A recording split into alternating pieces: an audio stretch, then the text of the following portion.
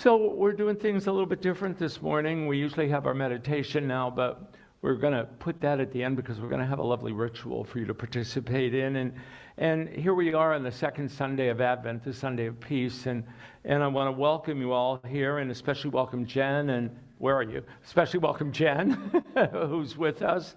And I hope you're all taking a look at the Advent booklet. We've been talking about the Advent booklet and what Maggie Alderman has written in that Advent booklet. The chaplains and I have been focusing on the Advent booklet at noon meditation and reading the readings in there. And tomorrow at the noon meditation, we'll move into the peace readings. But this morning, I love what Maggie says in her booklet, because what she is having us focus on is inner peace. Inner peace. The peace within us. I know we all want to focus on peace in the world. We want to focus on peace in our families. We want to focus on peace in our friendships. We want to focus on peace outside there and in the world that we operate in this human experience. But Maggie says to us, and I agree with her, that peace really begins inside of us. And it doesn't have to begin. We bring it into this human experience with us. We're born in the pure potentiality of peace. We come with all the peace that we need in this human experience. And Maggie says that it is the presence of an inner stillness that remains even when life feels uncertain. Even when life feels uncertain, there's that inner stillness that remains. And then, of course, it's Christmas, and we couldn't not bring up, thank you, Dickey, for this beautiful nativity scene. Thank you. It's lovely, isn't it? And we couldn't not mention the nativity scene at Christmas. And what Maggie says is that Mary and Joseph certainly did not have peaceful circumstances, yet peace arose from their willingness to trust and move forward. It was not peaceful circumstances that are described, being turned away and being riding on a donkey when you're about ready to give birth. And it doesn't feel very peaceful, does it? But more about the nativity from Rev Jen in just a little bit, huh? But first, before we get into all of that, a Unity friend of mine tried to use denials during a stressful family gathering. When someone asked how he was doing, he dramatically waved his hands and said, "I deny your power over me. I deny your power over me." Yes. Well, his aunt was there. She gasped. She said, "Well, I was just asking if you wanted more mashed potatoes." And the Unity gentleman said, "Oh, yes, please, and I affirm butter." All right, I tried. Thank you. Oh, I get it. It's yay! I'm not used to having a response because I'm online. So normally I have to laugh at myself, which is a good thing, really, which is a good thing, yeah. Dottie Bonneau would say, you're making progress, Richard. You're laughing at yourself now. So this week's Advent theme invites us to cultivate peace through the practice of non-resistance. Through the practice of non-resistance, simply being with what is in each moment. Now think about that for a moment. Think about not being in resistance, because that's hard to think about. We're always resisting something, aren't we? I mean, to be honest, we always got something that we're resisting. I do. And so it's remembering that moment within us, that peace that's already within us, when we come upon these situations in the human experience that alter that peace that's so natural within us, that takes us out of that place of peace. And, you know, when I talk about non-resistance, remember, non-resistance doesn't mean giving up. Really, it does not mean giving up. It means softening instead of tightening. Softening instead of tightening. It means choosing presence over struggle. It means letting our peace come from within rather than waiting for outer circumstances to settle down. And we do that, don't we? We stand there in a state of unpeacefulness, waiting for this or that to settle down. And we say, oh, when that's over with, I'll be peaceful again. I'll find my peace again. But really, if we could just stop in the middle of that, whatever's going on. And isn't it every Sunday I come up here and I say, we stop and we take a breath? We stop and we take a breath and we center ourselves. We connect to that peace that it's already ours. So, just because it's Christmas doesn't mean you get away without doing some work when you come to church, right? So, let's do a little bit of work right now. I invite you, if you're willing, to just close your eyes for a moment and allow yourself to think of something that you're currently resisting. A thought that you're resisting, an idea that you're resisting, a person that you're resisting. Just bring it into your mind. Don't bring this huge thing in that you've been dealing with for 22 years and you're going to bring it here today. Just something that you're resisting. Nothing hard, no long-term feuds or grudges. Just really let it come into your mind and get a clear picture of it. And now that you have that clear picture, I'm going to ask you to hold on to it for a minute, to really feel that non-resistance, to really feel what it is that you're resisting, to get a clearer picture of what it is.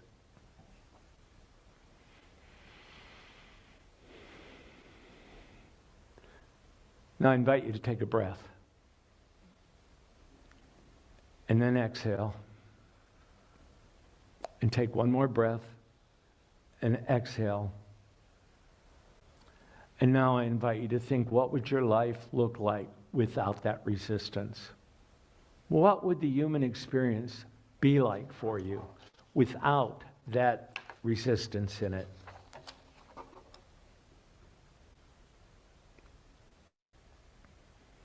And take another breath when you're ready, and exhale, and then open your eyes when you're ready.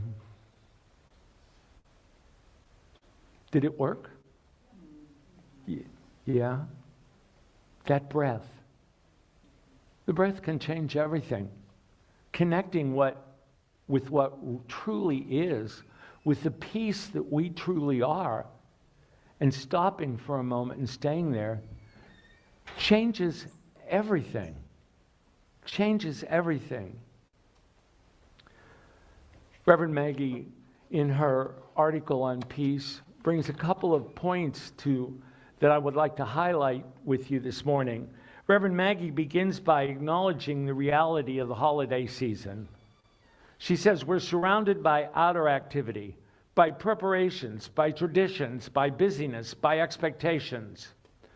While the world around us speeds up, Advent invites us to slow down and become intentional about who and what we are becoming. Now think about that, because we're all experiencing right now, while the world around us speeds up. And it was already speeding before Advent got here, wasn't it? I mean, it was going faster than we know what to do with it. But Advent really invites us to become intentional about who and what we are and what we're becoming and what we're bringing into this human experience with us. She describes also in her article a spiritual paradox.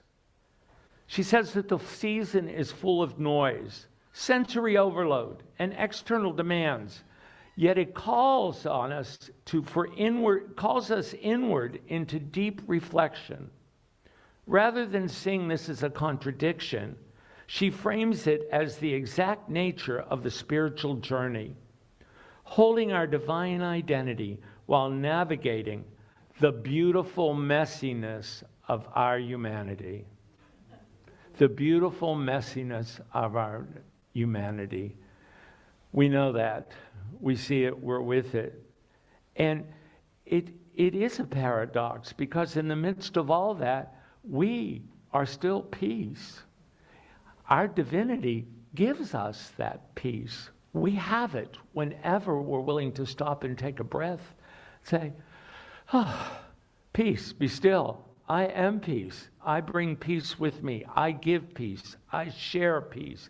In the midst of the messiness of our humanity, this beautiful messiness, we can bring peace with us if we're willing. And we have to be willing. We have to even let go of that resistance to be different. That resistance to say, okay, in the middle of this beautiful messiness, no matter how messy it is, I'm going to take a step out and I'm going to offer peace. I'm going to be peace. I'm going to bring peace out into this messiness, and I'm going to live it. And what happens? Everything changes. The world changes.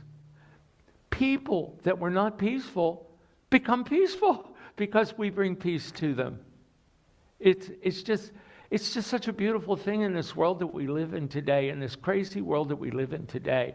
If we could just remember that moment by moment, that we are peace, and that for this whole world, for this beautiful mess to slow down, it's not going to happen until we know that we are peace and that we bring that peace into the world. Reverend Sylvia is talking about that in her workshop. And when we did the workshops with Anna Schaus, Reverend Anna Schaus, at the beginning of the year, we talked about bringing peace into this world, this experience that we're going through right now, this climate in our day-to-day activity.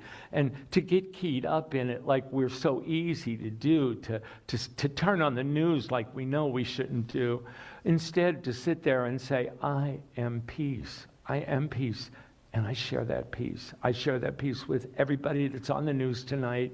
I share that peace with every country. I believe in peace. I am peace. She also makes a connection, as I said earlier, to the nativity story. Despite humble and uncertain conditions, the birth of Jesus unfolded with stillness, with assurance, and with divine order. And I've invited Reverend Jen to come up and share a little bit about peace in that nativity scene. Come on, Jen. So as Joseph and Mary were traveling and looking for a place to have the baby Jesus, the Hyatt reservation fell through. Four Seasons fell through. And so they traveled. And they were looking, and they were going door to door, place to place, hoping for a safe space to be. So they didn't know what was going to happen. They knew that Mary was about to give birth, but they didn't know what the circumstances were going to be. And so, can you imagine the discouragement, kind of the feeling that Mary felt, going, I'm getting ready to have this baby, and I'm looking for a place. But they kept faith. They kept peace, and they went door to door, inn to inn, looking for a place, and every room was full. Except one woman said that there was a stable that was available. And so, as you well know, stables, the barn, the animals, the after effects of the animals, not a glamorous place. And yet, Mary gave birth to what is known as the Prince of Peace. And what I love about this story is that against all odds, there was still a miracle. And for each of us, we all carry that Christ presence within us. We talk about our nature in unity being both human and divine. So each of us has that Prince of Peace presence within us, those Christ ideas that we have, the divine ideas. And so we can take this story and we look into the circumstances of our lives. I know it's easy to flip on the news and see something, or social media, or family. Maybe we're experiencing something, a diagnosis, a recent loss, or an upcoming loss that we know. Circumstances that are less than ideal, and yet, if we can breathe into our circumstances and know that there is truth, and know that there is peace, and know that we are divinely guided in all things.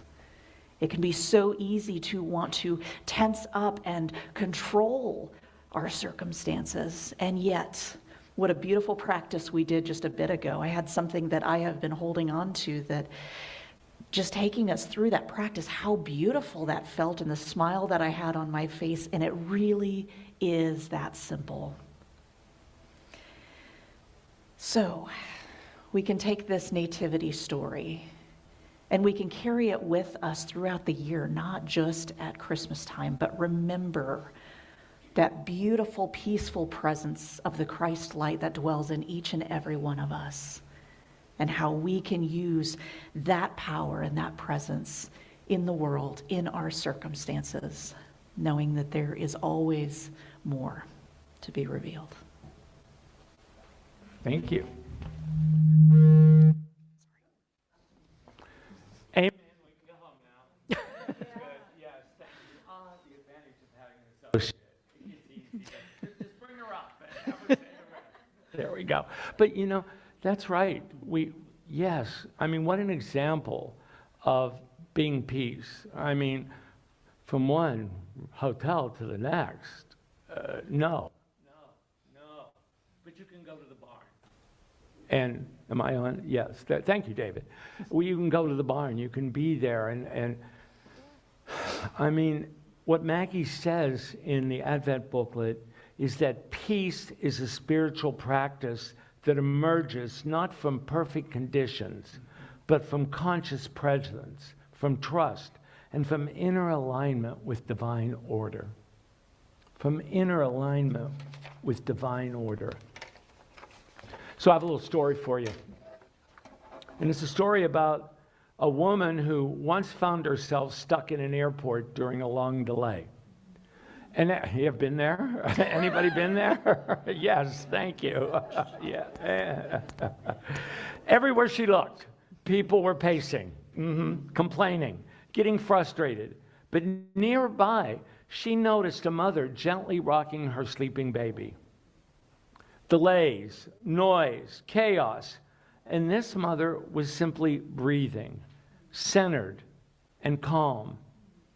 And the woman just stood there and watched for a while, and she finally walked over and she asked, "How are you able to stay so calm right now?" And the mother smiled and replied, "Oh, I'm not trying to stop the chaos. I'm just not letting it inside me. I'm just not letting it inside me." And that's the essence of non-resistance. The situation didn't change, but her relationship to it did. And if you think about what we did with non-resistance, that situation didn't change, did it? Your relationship with it did. Metaphysically, peace is a spiritual power, the power of inner alignment with divine order. Brahma teaches us that peace arises when we stop resisting. When we stop resisting our experience and instead meet it with presence and compassion. Non-resistance isn't passive. It's receptive. It creates a doorway through which we can enter and allow peace in. So I'd like to invite us now to enter that doorway, to take some time to meditate, to take some time to, when you're ready, and I'll explain this just a little bit more in a minute. Let me see what I'm doing here. Yes. What we're going to do is, just so that you know what's next, we've got a wonderful Suzanne back who's going to be singing our meditation song. We're going to do a meditation, and then Reverend Jen will come up and we'll invite you to, when you're ready to come out of meditation, the chaplains will be back in the back room and they'll have peace rocks to share with you, and they'll also be available with you for prayer. Now, those of you that are attending virtually, Reverend Julie Curry and I will be having a ritual with you, and we won't be asking if you'd like to pray with us because we want to maintain confidentiality. But we will have peace rocks for you, and we'll be over to see you at the end of meditation. And those of you that are here in person, when you're ready, the chaplains will be over there. Just walk over to any chaplain. They'll offer you a peace rock and an affirmation. And the affirmation that they're offering is something like this, whatever they can remember to offer you. Anything is good, and just repeat it back if you like to. God's unlimited peace keeps me filled with love and joy. Amen. Got that? All right. So now let's prepare for a time of meditation.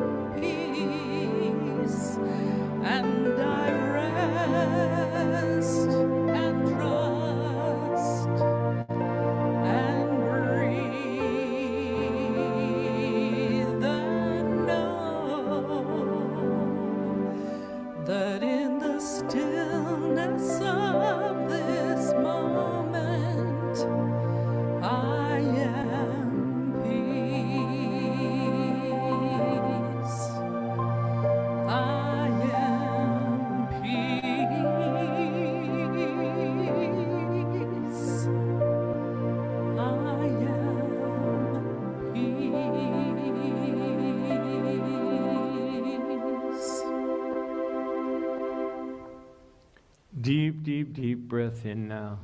Deep breath in and hold it for a moment. And then when you're ready, slowly exhale. Slowly exhale. And begin to settle in this morning. Begin to settle into this time of renewal. To begin to settle into the stillness of this moment. For in the stillness of this moment, there is peace. Peace, be still and know. Peace, be still and know that I am one with God. Peace in the stillness of this moment. Breathing in and breathing out. Settling into the breath now. Settling into that rhythmic breath. The breath that's always with us in this human experience. The breath that settles us down. The breath that calls our attention back to the stillness. The breath that helps us let go of those things we're resisting. Breathing in and breathing out. And in the stillness of this moment, my body relaxes. My body settles down and relaxes, and I drop the belly. And I drop the shoulders. And I let the jaw relax. Taking in another breath now and holding it for a moment. And slowly exhaling. Peace. Peace flows through me now. That crown chakra on the very crown of my head opens. Opens very widely. The crown chakra is open and receptive to the peace of the universe. Peace begins to flow through me again now. Peace flows through me from my crown chakra down, along the head, along the shoulders, down to the fingertips. Peace flows through my spinal column.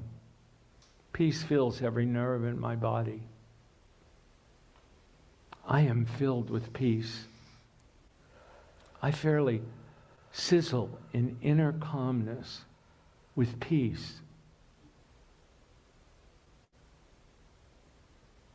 Breathing in and breathing out, realizing that I am divine as well as human. I claim that divinity right now, and I invite you to claim your divinity right now, to claim it, to say to yourself, I am divine. I am divine. And I am peace. I am a peace that passes all understanding. I can be peace at any time. I can be peace by stopping, by taking a breath, by exhaling, and by knowing my divinity.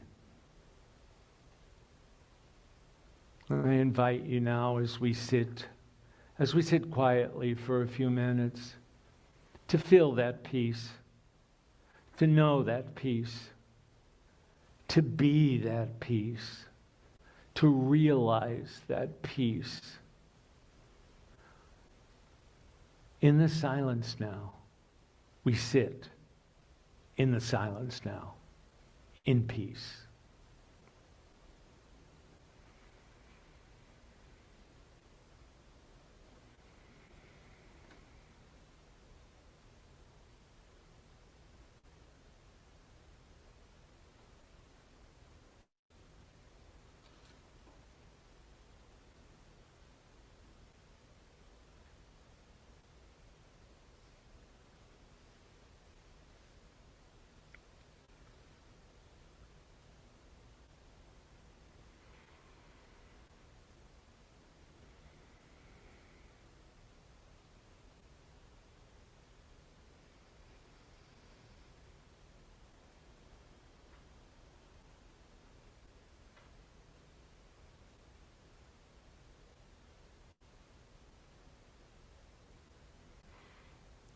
Breathing in and out now, staying in this place of peace, sitting, being peace.